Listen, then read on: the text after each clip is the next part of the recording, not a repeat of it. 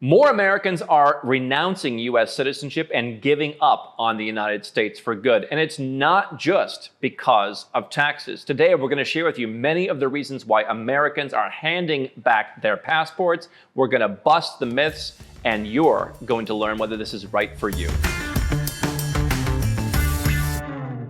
The reality is, most people, even that come to Nomad Capitalist, don't renounce their citizenship. But I think everyone should have an idea of, what would it take for me to leave my country? What would it take for me to renounce my citizenship? Set those guardrails. Don't be the frog in the pot of boiling water.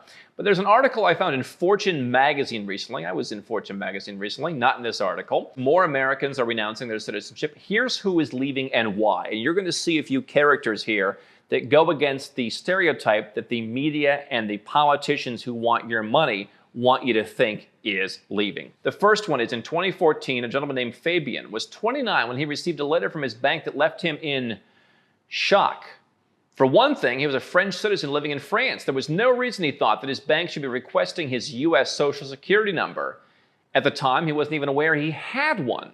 The bigger shock in the letter, though, came when the bank informed him that it could be a quote-unquote, I'm not sure they really said this, but potential tax evader. Maybe the intention was there. Because he had never filed income tax returns with the IRS, the U.S. tax man. He had been born in the U.S. to an American mother and a French father, but had not lived there since he was 18 months old. He does not speak English and spoke to Fortune via ChatGPT translation, and he's never worked in the U.S. So a couple things right here. I'm a former U.S. citizen. I have a U.S. Social Security number. They don't just delete your Social Security number. And to answer a commonly asked question, at least for now, until they means test Social Security for a lot of other people, I'm sure they'll get around to expatriates as well. I can collect Social Security. I get a statement once a year. Here's how much you're going to get when you turn whatever age. That will keep getting older and older, and I'm sure the amount will get smaller and smaller. So you always have a Social Security number. If you're born in the U.S., you have one. This is an issue that if you were born in the U.S., you have to talk to when you're opening bank accounts, for example, overseas. You want to deal with this in the right way.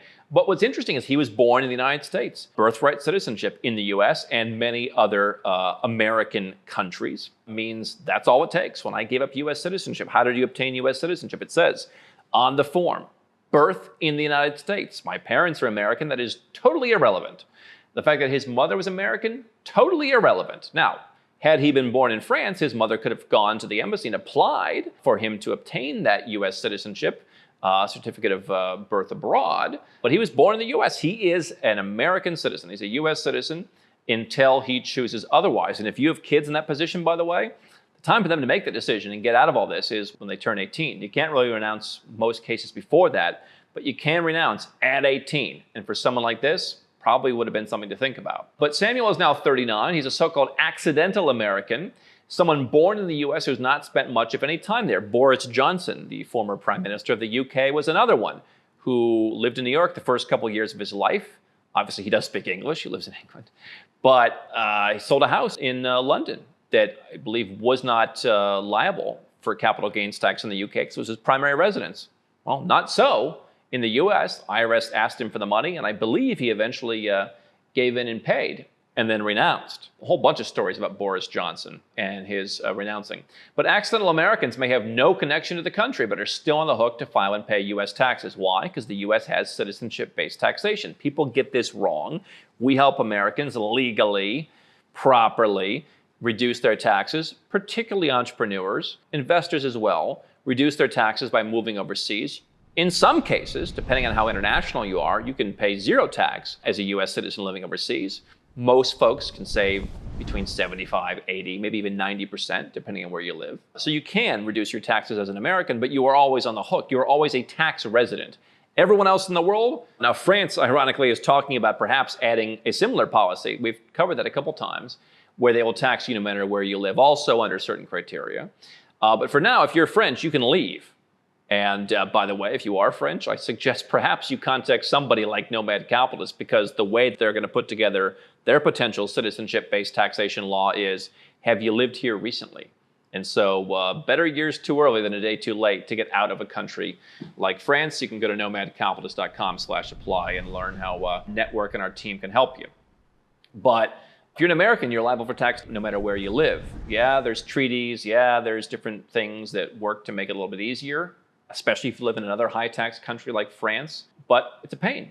And sometimes, even like Americans live in Canada, they have dual citizenship, they get screwed on their retirement plans. It is not pretty, all because the US thinks they own you. No matter where you live, you have to pay them. Even if you don't have to pay them, you have to file. You've got to tell them your business. You are always their slave.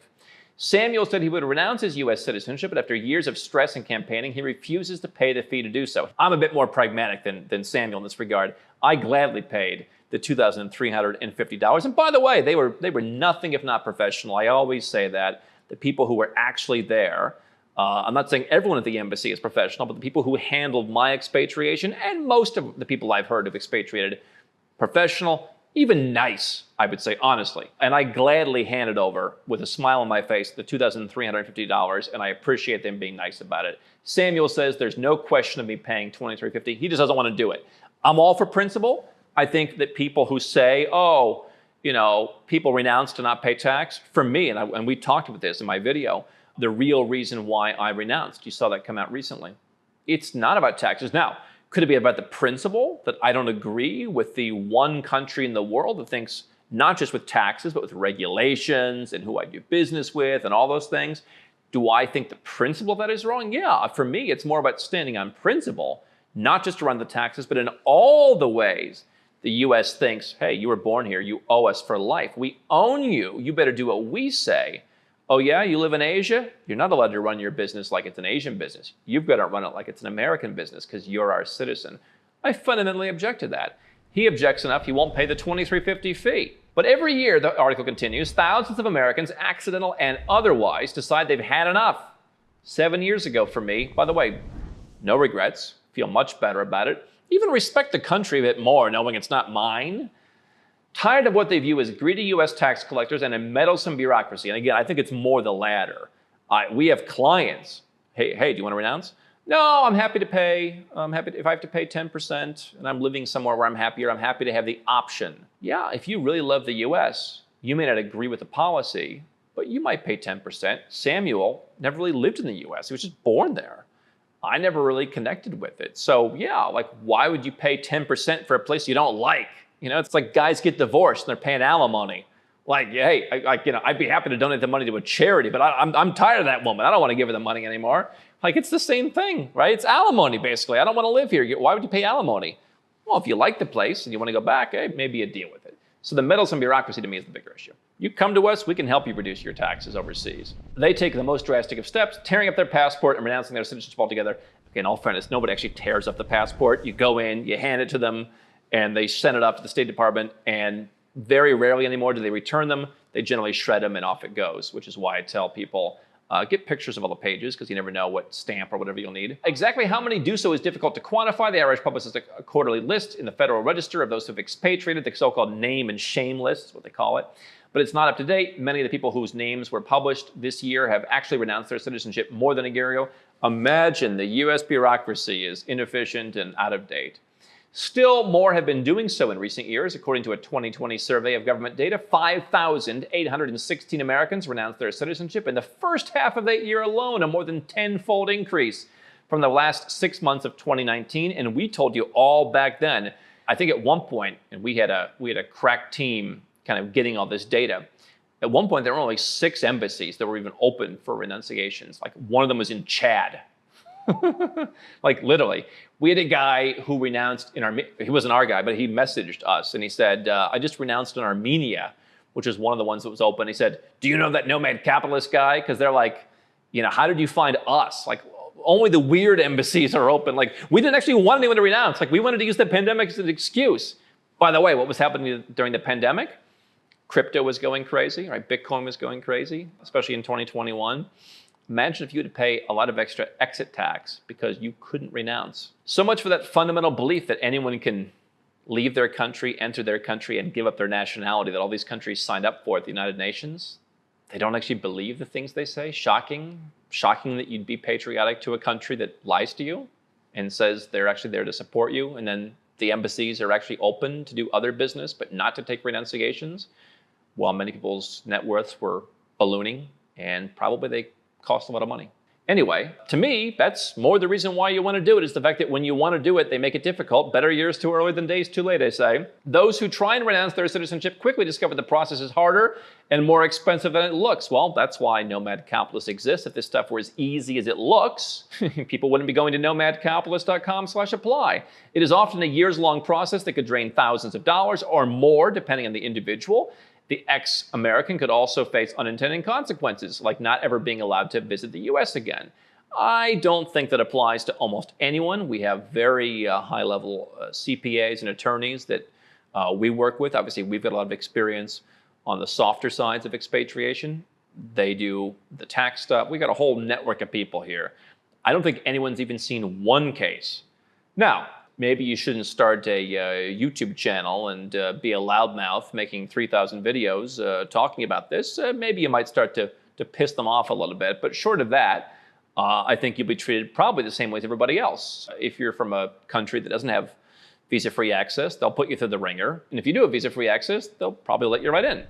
One reason why people get citizenship by descent, we help people do that. One reason why people get Malta citizenship through the donation program, costs you about $1 million for the family, lets you live anywhere in Europe. Having a good passport, if you want to renounce and you do want to go back to the US, is important. And yet, there's one good passport that has visa-free access that you could not get and be able to go back. That's Hungary, because they made a special rule there. So there's little things you need to know. There's also little things you need to know are wrong. I saw a highly sophisticated tax guy, not international tax, but domestic tax guy on YouTube, saying, oh yeah, you've got to pay taxes for the last 10 years. Yeah, that went away in the Bush administration. I think it was like 06, 07, maybe early Obama, I think it was Bush. That is the old thing. People are still talking about it almost 2 decades later. So lots of bad information out there. Now, to the people that you think are renouncing, not accidental Americans living in France on presumably normal salaries, but the ultra wealthy. Americans renounce their citizenship, says Fortune, for any number of reasons. Some, like Samuel, have no actual ties to the US, but others do so for political reasons. Yeah, the country wastes my money. Yeah, I don't agree with the identity of being American. I live overseas. We see people who want to make investments in crypto or other stuff. It's hard to do if you're an American in many cases. People have not only lost out when they're trying to renounce, and they couldn't during the pandemic, they lose out on investment opportunities. I bet there are people out there who've lost tens of millions of dollars on both sides of that coin during the pandemic. But there is an increasing cohort of the ultra-wealthy who have been searching for greener pastures abroad because of what they consider an overly onerous US tax code. Renouncing citizenship is very rare, and that is true. Plenty of people come to us looking to reduce their taxes. Again, most people these days don't insist on paying zero. We have ways you can pay zero, legally, ethically, I think. But most of our clients say, hey, listen, give me the 10 or 12% tax plan, give me a little bit better lifestyle options, and I'm happy to pay that. So yes, renouncing citizenship is rare. What most people want to know is, how does it work? What are my options? Give me the specifics for my situation. What should I do or not do in the next 5 years if I want to keep that option in my back pocket?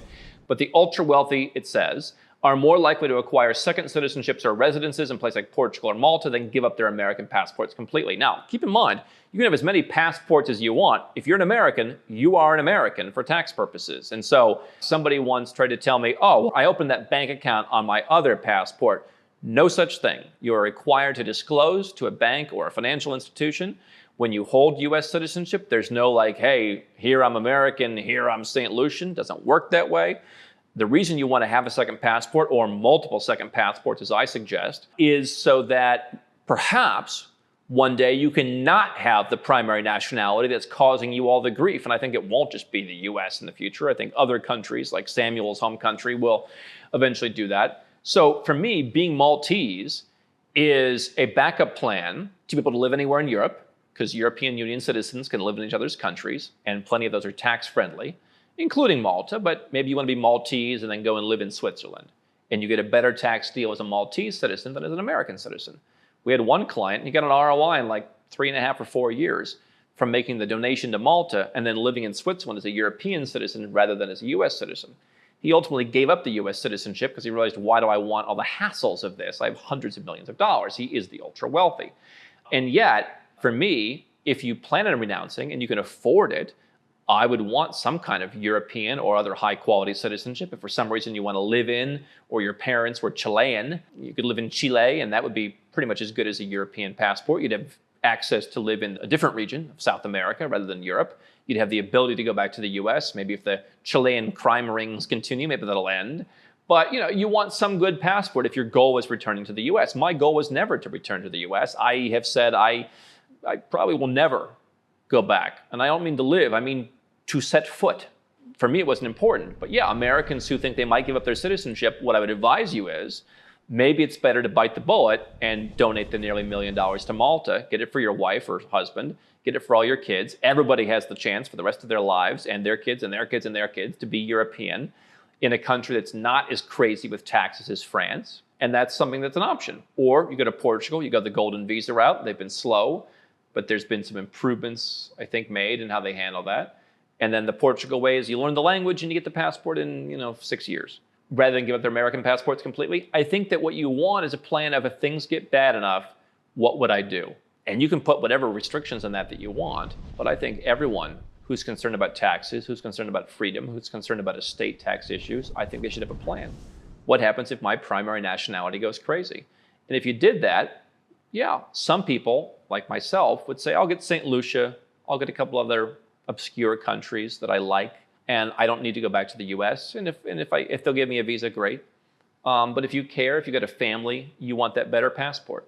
Now, here's the thing. Former Republican congressman, federal policy team leader at a lobbying firm says it is such a significant move, and once you do that, you cannot walk it back. He is correct. People ask me, well, can you unrenounce your citizenship, Andrew?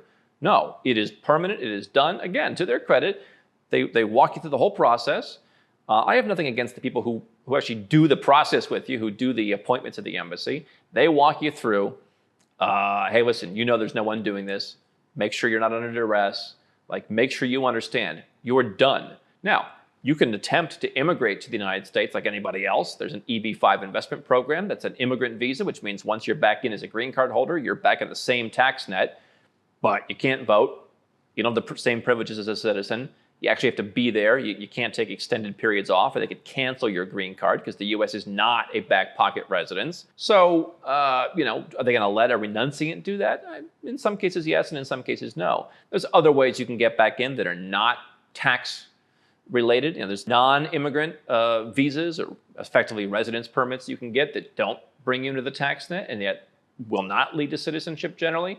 But you can do those and you can go through the same path that everybody else does. Now, presumably, if you're a US citizen, you already speak English, you already know, well, given the public school system, you may not know the civics test. What do they say? I mean, naturalized Americans know more than natural-born Americans.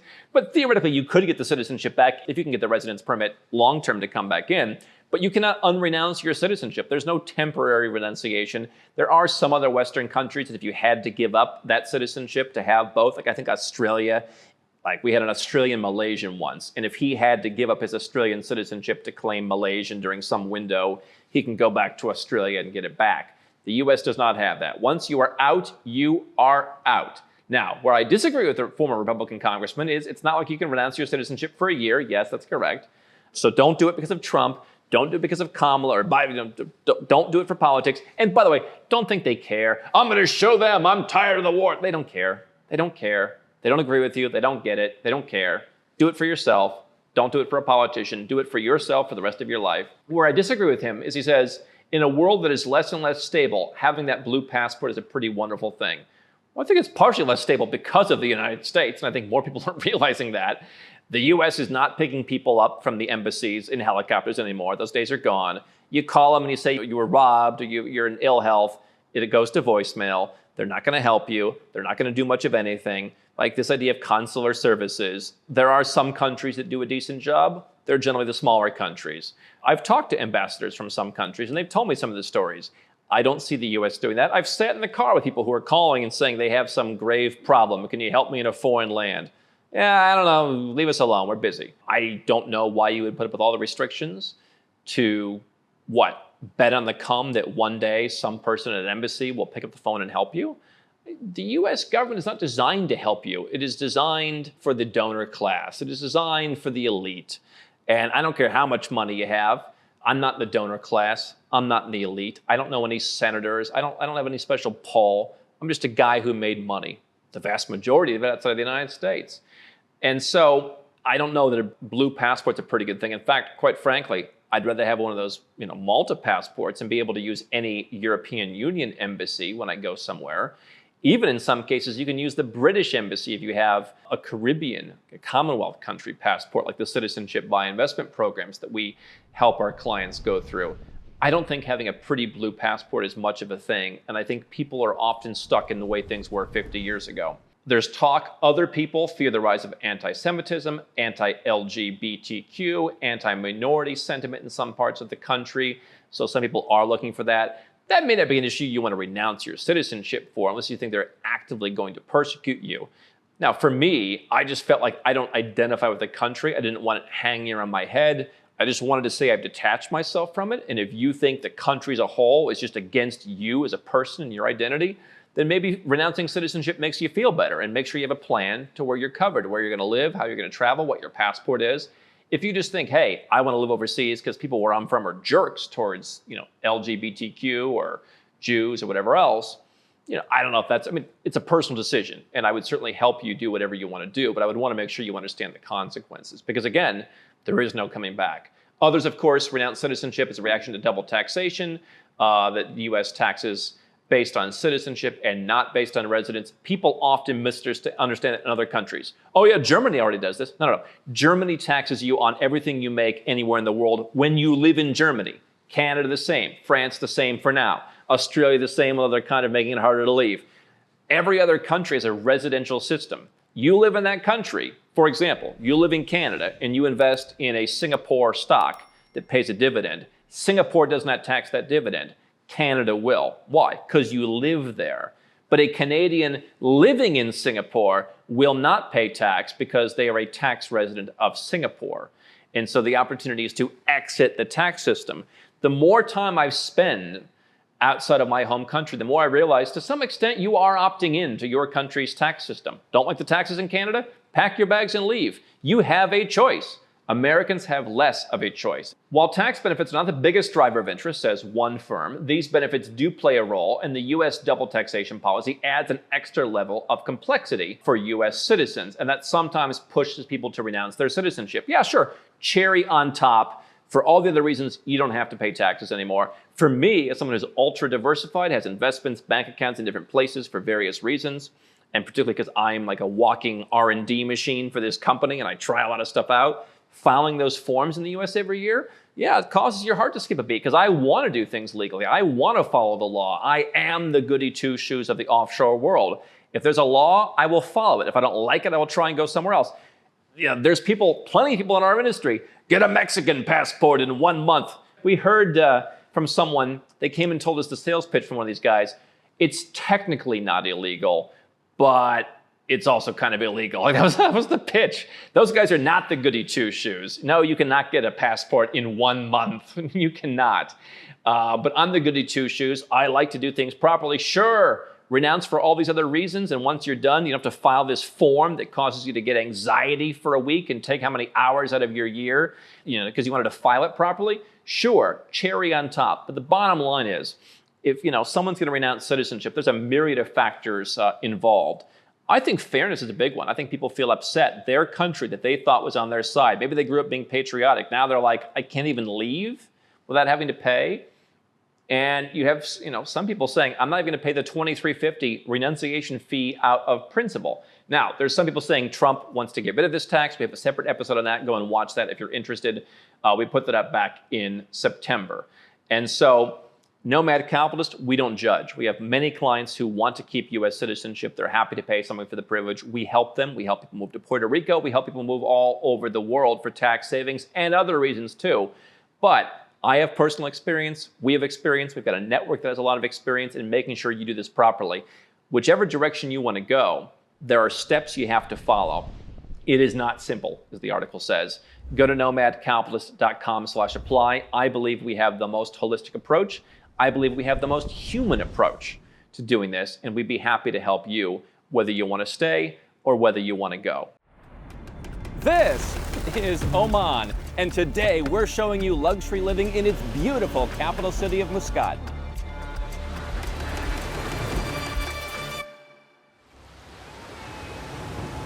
Now we're going to show you one of the sexiest luxury villas here in Oman.